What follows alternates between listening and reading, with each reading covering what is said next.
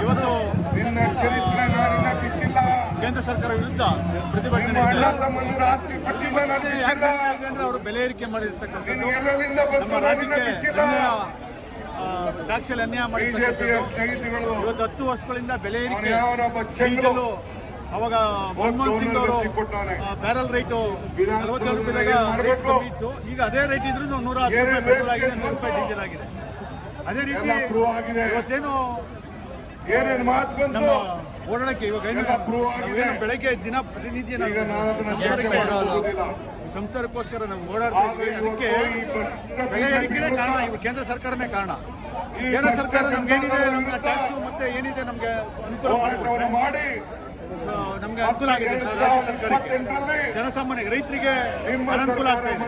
ಈಗ ನೀವು ಹಾಲಿನ ರೇಟ್ ಜಾಸ್ತಿ ಮಾಡಿದ್ರೆ ರೈತರು ಕೊಡ್ತಾ ಇದ್ದಾರೆ, ನೇರವಾಗಿ ಸ್ಟ್ರೈಕ್ ಮಾಡ್ತೀರಾ.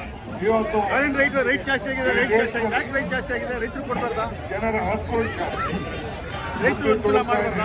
ನೀವು ರೈತರು ಯಾರು ಉದ್ಧಾರ ಆಗಬಾರ್ದು. ನಿಮಗೆ ನೀವು ಅದಾನಿ ಅಂಬಾನಿ ಮಾತ್ರ ಉದ್ಧಾರ ಆಗ್ಬೇಕು. ನಿಮಗೆ